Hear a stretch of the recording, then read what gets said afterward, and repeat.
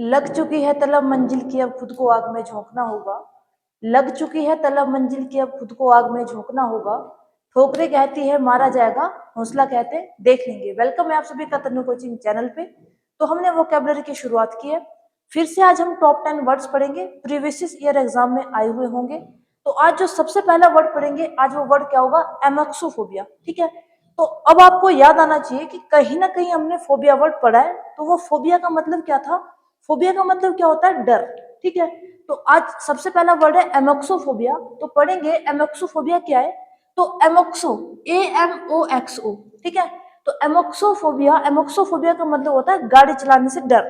ठीक है, गाड़ी चलाने से जिसको डर लगता है उसको क्या बोलेंगे? एमोक्सोफोबिया। ठीक है, तो ये क्या बोल रहा है?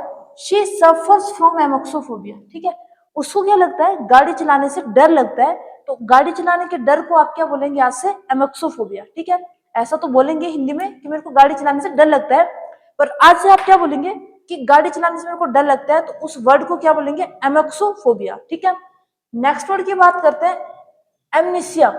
ठीक है, AMNEISA। इसका मतलब होता है याददाश्त खो जाना। क्या मतलब होता है?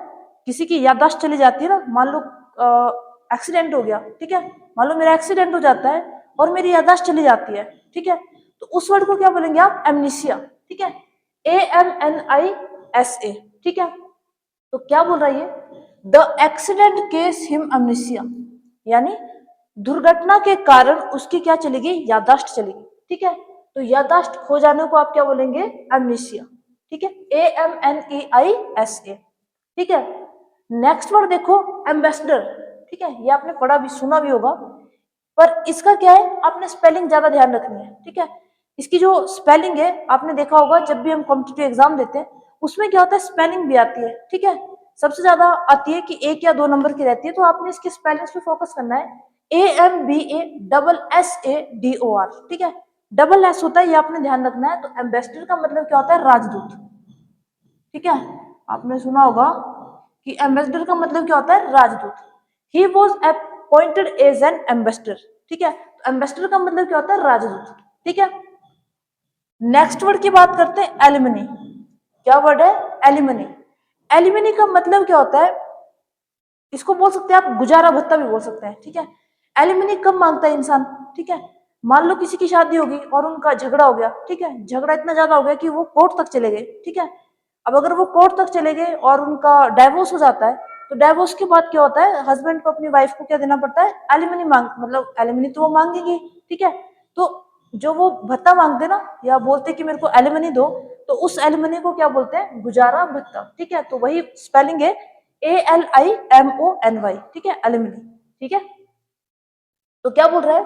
He pays alimony to his ex wife. ठीक है, उसको क्या देना पड़ेगा? अपनी एक्स वाइफ को भत्ता देना पड़ेगा। ठीक है, तो उस भत्ते के लिए क्या बोलेंगे आप? एलिमनी।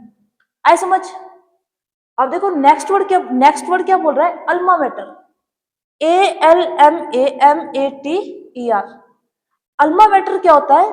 आपने, जैसे मान लो आप कॉलेज से पढ़ के गए। ठीक है, या आप स्कूल से पढ़ के चले गए और आप अपने स्कूल 10 साल बाद जाते हैं। ठीक है, 10 साल बाद आप अपने स्कूल जाते हैं, तो वो क्या बोलेंगे कि यार 10 साल बाद हमारा जो स्टूडेंट आया, 10 साल बाद अपने स्कूल जा रहे, तो उस वर्ड को क्या बोलेंगे आप? Alma mater. ठीक है, she visit her alma mater after many years, यानी बहुत टाइम बाद अपने स्कूल गए, या बहुत टाइम बाद वो अपने विजिट किया उसने कॉलेज में, तो उस वर्ड को क्या बोलेंगे? Alma mater. ठीक है, अल्मा मैटर। आए समझ? नेक्स्ट वर्ड की बात करते हैं, अल्मुनस। ALUMNUS। ठीक है, देखो सिमिलर सी मीनिंग है इनके, थोड़ा सा चेंज है। क्या चेंज है? अल्मुनस, ALUMNUS। ठीक है, तो अल्मुनस का मतलब क्या हुआ? He is an alumnus of Delhi University. ठीक है, एक इंसान बोल रहा है कि मैं बहुत सालों बाद अपने स्कूल गया। ठीक है, या यूनिवर्सिटी गया, जहां भी गया, तो उसको क्या बोलेंगे आप? Alma mater. एक, जब आप स्कूल चले गए, वो बोलेंगे कि यार ये हमारा मतलब बहुत पूर्व छात्र था। ठीक है, जब आप स्कूल जाएंगे तो वो बोलेंगे कि यार हमारे स्कूल का स्टूडेंट था। ठीक है, भले इतने टाइम बाद आया, तो पूर्व छात्र अलुमनस को क्या बोलेंगे आप? कि he is an alumnus of Delhi University, कि वो जो दिल्ली यूनिवर्सिटी का क्या था? पूर्व छात्र था। तो उस पूर्व छात्र के लिए क्या बोलेंगे आप? अलुमनस। आए समझ? क्या बोलेंगे? अलुमनस। ठीक है, नेक्स्ट वर्ड देखो, अमेच्योर।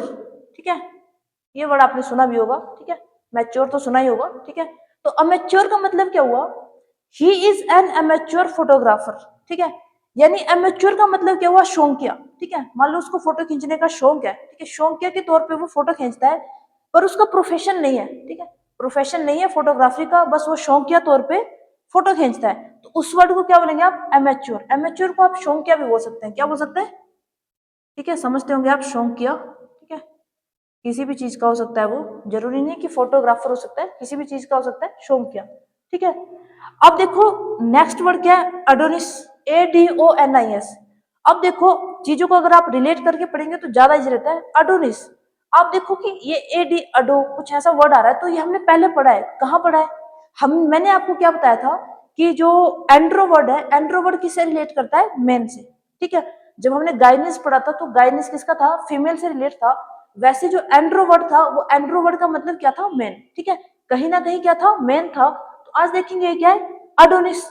अडोनिस का मतलब क्या होता है, he looked like an Adonis in the party, ये बोल रहा है, क्या बोल रहा है, he looked like an Adonis in the party। जो पार्टी थी उसमें वो क्या लग रहा है, बहुत ही आकर्षक लग रहा है या बहुत ही सुंदर लग रहा है। तो आकर्षक वर्ड के लिए क्या यूज हुआ, अडोनिस, ठीक है। क्या वर्ड हुआ, आकर्षक, क्या बोल सकते हैं, आकर्षक। तो आकर्षक क्या हुआ, अडोनिस, ऐ समझ। तो आप क्या बोलेंगे कि जो पार्टी थी उसमें क्या वो जो मेन था वो क्या लग रहा था, बहुत ही आकर्षक लग रहा था। तो उसके लिए क्या बोलेंगे आप, अडोनिस, ठीक है। सेकंड लास्ट की बात करते हैं, अमोरल, ठीक है। मॉरल आपने सुना होगा, मॉरल का मतलब क्या होता है, नैतिक, ठीक है। तो अमोरल लग गया, तो अमोरल का मतलब क्या हुआ, नैतिकता से परे, ठीक है, जो नैतिकता से परे हो गया, ठीक है। एक तो नैतिक होता है, ठीक है, और एक अनैतिकता से परे, ठीक है। तो वो क्या हुआ, he made an amoral decision without thinking of right और रॉन्ग। यानी जो सोचता ही नहीं है, ठीक है, जो कभी सोचता ही नहीं है, बाद में सोचेगा कि चाहे गलत होगा चाहे सही होगा, बस उसने डिसीजन ले लिया कि जो मेरा डिसीजन है बस वो फाइनल है, ठीक है। उसको फर्क नहीं पड़ता कि डिसीजन उसका सही था या गलत था, उसको कोई मैटर नहीं है। तो उसको क्या बोलेंगे, जो नैतिकता से परे हो उसको क्या बोलेंगे, अमोरल, ठीक है। लास्ट वर्ड की बात करते हैं, एम्फीबियंस, ठीक है।